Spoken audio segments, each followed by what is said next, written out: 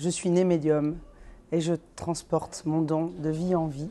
Je l'ai développé au fil des ans et j'ai pris conscience réellement de mon don à l'âge de 4 ans, puis 7 ans.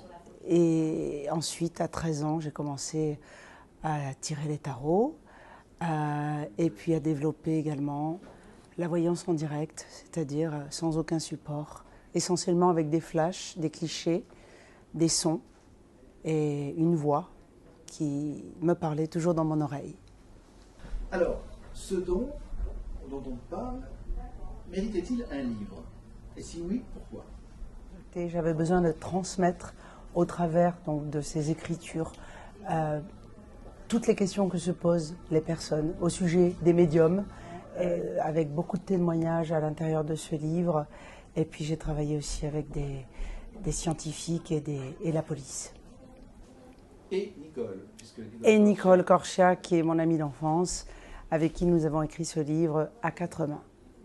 Le secret de consultation d'une médium raconte son histoire, raconte la façon dont elle a apprivoisé ce don, mais raconte aussi son rapport avec ses consultants, ses envies, ce que donner autant aux gens, accompagner les gens, implique dans sa vie, comment cela déteint finalement sur toi, comment tu gères ses émotions. Et en tant que journaliste, moi ce qui m'intéressait, c'était de lui poser toutes ces questions, de la faire aller quelque part un peu loin à l'intérieur d'elle-même. Contrairement à d'autres médiums, vous touchez à tout. Comment vous vivez en fait cette polyvalence, si j'ose dire? Vous emmène à la fois dans le monde de la médecine, oui, des personnes disparues, des émotions, du couple, de la santé, bref. C'est bien parce que je touche à tous les domaines, de toute classe sociale confondue, ça me plaît. Je n'ai pas demandé, ce sont les personnes qui viennent à moi. Et en fait, je suis un petit peu comme un caméléon, c'est-à-dire que je vais m'adapter à leur vie. Et en fait, même si je ne connais pas le milieu scientifique, je peux aller dans des détails très troublants, très importants. D'ailleurs, j'ai aidé des scientifiques pour le cœur artificiel. Je parle dans le livre Secret de consultation. Et c'est la même chose pour n'importe quel corps de métier. Je m'implique à 100%. Ça demande beaucoup d'énergie. Ça fatigue beaucoup, c'est énorme. Mais on n'en sort pas indemne. Mais c'est mon choix, c'est mon métier. J'aime mon métier, j'aime l'être humain. Le but étant de faire évoluer les personnes, de les valoriser, ça c'est très important, et puis de les voir heureux. Comment guérit-on quand on n'est pas un médecin? Moi je guéris avec les mots, avec le verbe. Mes consultants me disent toujours, vous me guérissez, vous me faites du bien, vous m'apaisez. Parce que non seulement je vais leur parler, mais je vais utiliser des clés. J'ai pratiqué également de la programmation neurolinguistique et la parole transformatrice. Et c'est vrai que j'utilise toujours des mots-clés dans mes consultations. Je suis ce qu'on va appeler un booster, un bon coach également. Et je me dois d'encadrer ces personnes comme une maman qui va encadrer ses petits poussins. Voilà. Je me définis comme cela, comme un guide bienveillant. Il est vrai que lorsque j'ai des consultations qui sont extrêmement graves, je prends beaucoup de recul, c'est-à-dire que je ne m'implique pas. En tant que femme, je ne m'implique absolument pas au niveau des émotions, sinon je ne peux rien voir. Quelle a été la situation la plus forte, j'emploie un mot neutre volontairement, émotionnellement?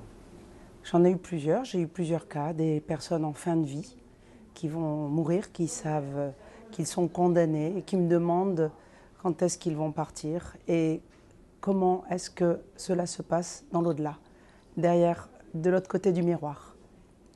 Ces situations sont très difficiles. Ce qui est une façon d'apaiser la souffrance ici-bas. Oui. Après, il y a aussi des personnes qui ont des maladies incurables. Et là, je ne peux rien faire. Comme je dis, je ne suis pas médecin.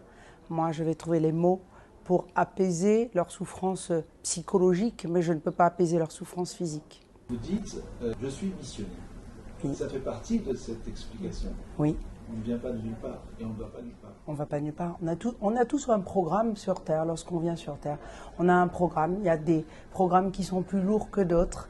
À nous de nous décharger le plus possible et de repartir léger de l'autre côté.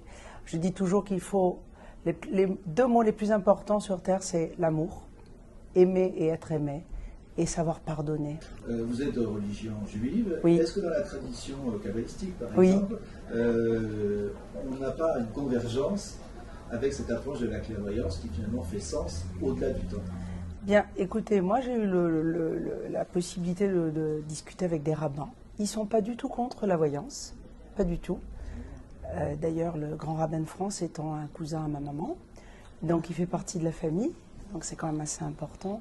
On vient quand même ma famille vient de rabbins, donc j'ai toujours été bercée dans cette ambiance. Aider à retrouver des personnes disparues, en quoi ça fait sens dans votre mission? Je me sens missionnée pour cela. Depuis toute petite, je me sens missionnée pour retrouver des personnes disparues. C'est inné, c'est quelque chose que je n'ai pas demandé. C'est quelque chose qui s'est imposé à moi lorsque j'ai essayé de retrouver cet enfant qui est venu à moi dans mon rêve, qui m'a demandé d'aller le chercher. Mon souhait serait de travailler en collaboration avec la police et pourquoi pas de créer une cellule avec des bons médiums et de faire un petit peu masse et de permettre effectivement d'élucider des affaires non classées. Et je pense qu'on pourrait vraiment, avec les possibilités qu'on a médiumniques et les détails qu'on peut nous donner de l'au-delà, parce que c'est bien de l'au-delà qu'il s'agit, on pourrait faire avancer pas mal de choses. En conclusion, qui est Joseph? Joseph, c'est mon guide. C'est mon guide depuis des millions d'années.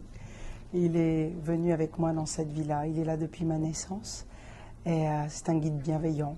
Je l'aime. Je l'aime vraiment. Il le sait. Et il me guide tous les jours dans ma guidance. Donc Joseph, si tu nous entends, il va promettre à ce livre un merveilleux succès. Exactement. Il me l'a dit. Très bien. C'est un scoop. C'est un scoop.